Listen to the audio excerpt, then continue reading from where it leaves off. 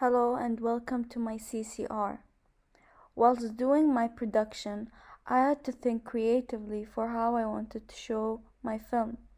One of the aspects is that we used the horror convention to our complete advantage and included the fear of the unknown and the loss and trauma of losing one's identity through our main character, the young girl.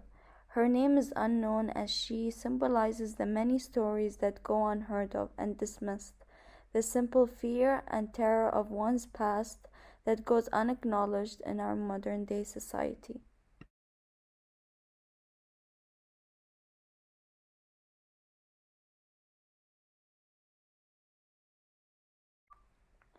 Our film didn't necessarily represent any social groups.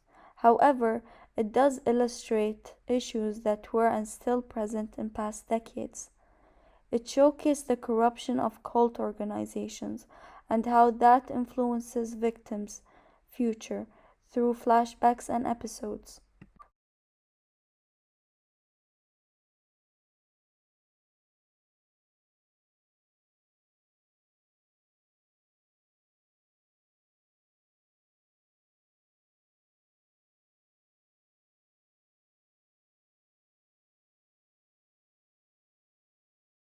Furthermore, we have included a wide range of ethnicities and people from different cultures to signify adhesive diversity.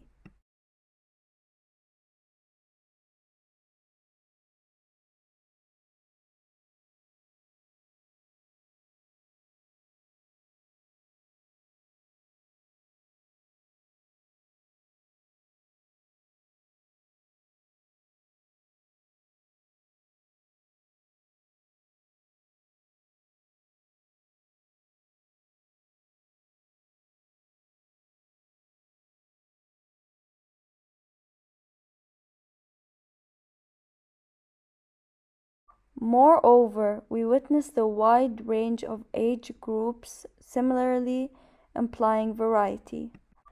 As for gender norms, we notice the main character to be a female.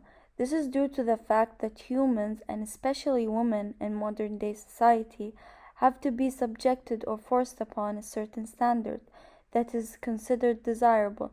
Not saying men go unnoticed, but women need to uphold a certain standard in society to be considered acceptable, yet men are accepted for being purely men, or on the opposite side of the spectrum. Due to this issue, we wanted to showcase the innocence trauma through the young girl's past and the effect it conjures upon her through her daily life. This is a critical element as it subverts with the horror convention, subtly showcasing concrete issues. Furthermore, children are a powerful tool to show the good versus evil concept, which will invoke sympathy in the audience.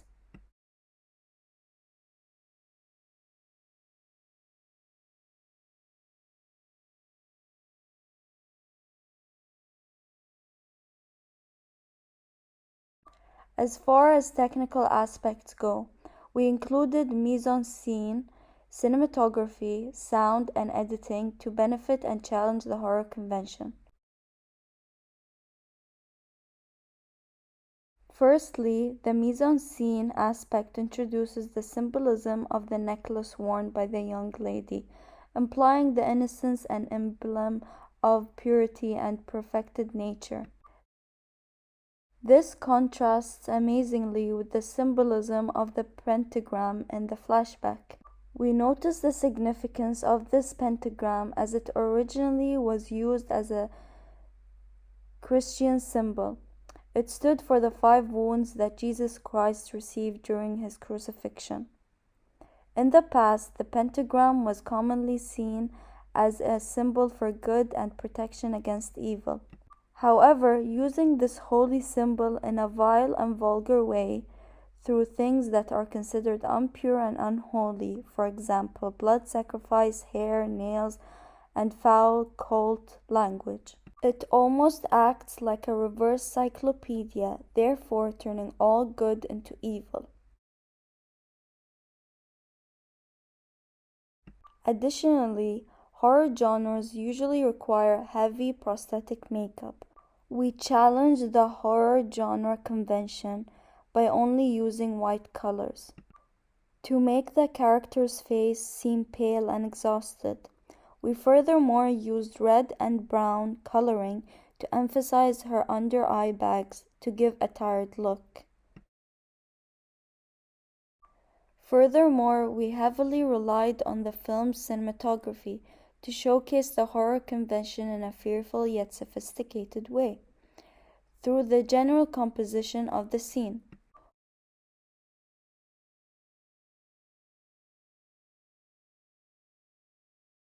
Where the lighting is ambient in the first scene, however, it quickly changes moods in the second scene where low-key lighting is used to increase the contrast through the use of shadows and dark tones. A great example is when the young girl is seen in terror crying for dear life, and half her face is shown in the light, and the other half is shown in the dark. This contrast coincides again with the binary opposite and showcases the bright young hopeful girl on one side of her face, yet showcasing the dark and evil past that she has gone through.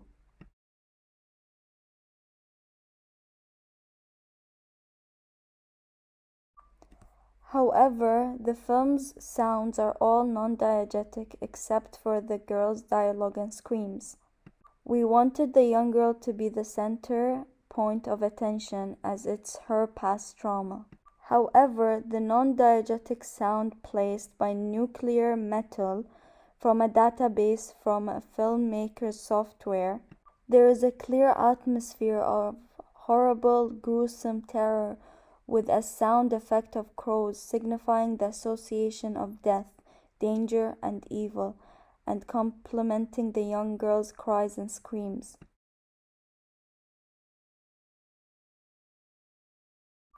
In addition, the editing component of the film was a very lengthy process. It required a lot of cuts and transitional effects such as jump cuts, cross-cutting, cutaway, and many more.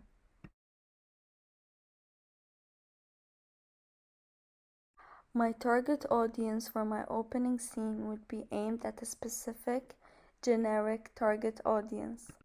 Horror has become increasingly in demand, and trends show many factors as to why this is happening.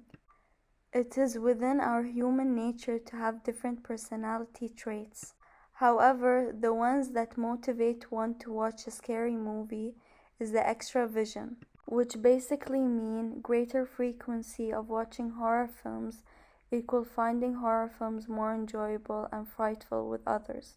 Additionally, neuroticism, which basically means more easily scared during the film you are, the more frightened after watching the horror film you are, which affects the person psychologically. There is this kind of enjoyment out of fear in human nature. I think our film links pretty well with this theory as its technical aspects showcase abhorrent, horrendous, and ghastly visions that would instill fear in our audience.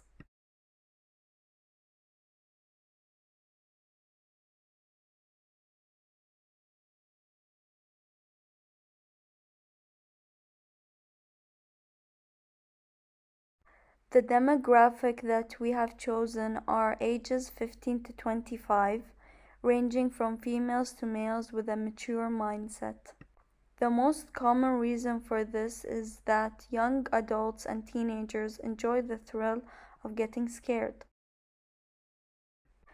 This film especially allows the audience to relate to it as it showcases concrete issues of past traumas that a human goes through that would allow the audience to empathize with the young girl in the film.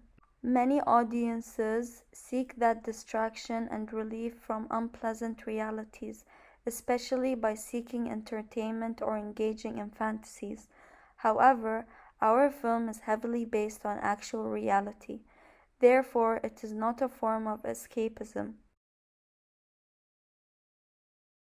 Since our film is a subgenre of psychological horror, this tends to be one of the most popular types of horror films, and it is the type of films that could be shown on various platforms, but mainly cinema.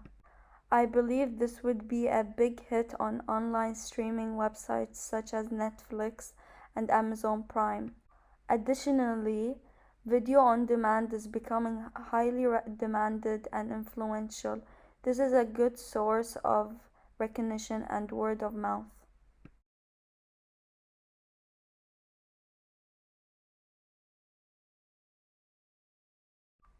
In terms of production skills, we have developed massively throughout our project.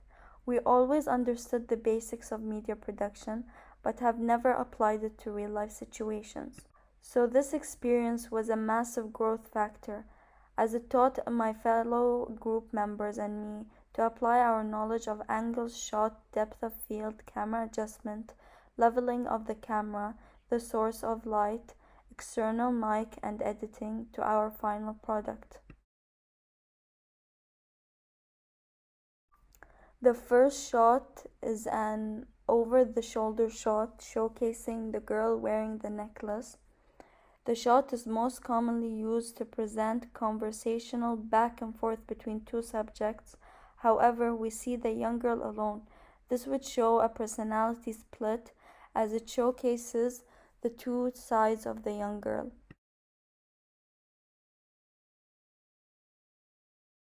The second shot is a cut point of view shot of the young girl watching her indented hand.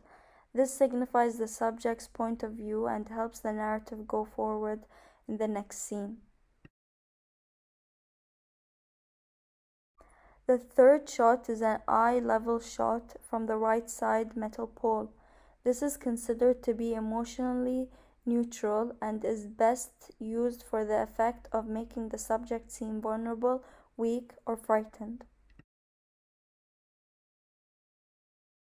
The fourth shot is also an eye-level shot from the left side metal pole. This is to show emotional vulnerability and show the surroundings of the young girl. The fifth shot is a medium close-up and point-of-view shot showcasing the victim watching the left cult member. This would affect the audience by placing them in the young girl's position and raising their anxiety. The sixth shot is a medium over-the-shoulder shot from the victim. It builds up the anxiety again by showcasing the surroundings from the young girl. The seventh shot is a truck wide shot showcasing the mise-en-scene and the set and props in the scene. Furthermore, it presents to the audience who is in the scene, where the scene is set, and when the scene takes place, therefore making them aware of the surroundings.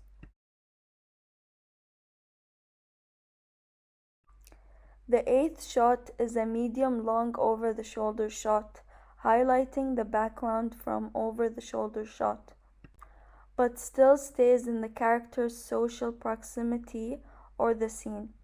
This shot helps the audience feel like they're there without making them feel uncomfortably close to the action. The next shot is a medium close-up and point-of-view shot of the victim watching the leading cult member's head in the center.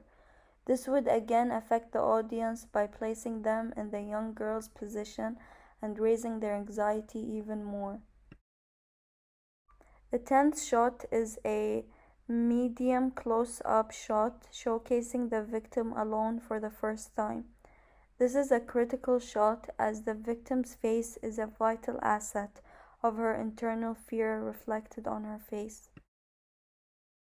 This shot is a top-wide drone shot. It showcases the whole scene and gives a virtual representation to the audience of who is in the scene and where the scene is set and when the scene occurs. The 12th shot is a medium shot of the leading cult member from his left side. The medium shot is used to emphasize both the actor and their surroundings by giving them an equal presence on screen. The 13th shot is a wide-track drone shot from the pentagram moving backwards towards the old tower, and it gives visuals on the satanic ritual. In terms of the camera and sound equipment, we had to record sound and video separately. We did it like a professional, and we used correct terminology like silent on set, record camera and audio, action, and then our actors would start acting. We used this method to have our audio and visuals looking and sounding as professional and as clean as possible. Furthermore, we used the editing software Audible Premiere Pro and Audible After Effects to emphasize visuals even more and give it a dark, gloomy effect.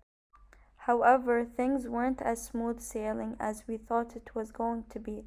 We had a hard time trying to transfer footage from the camera to the editing software, as it was a new software that we have never worked on. So it took us a while to get the hang of things.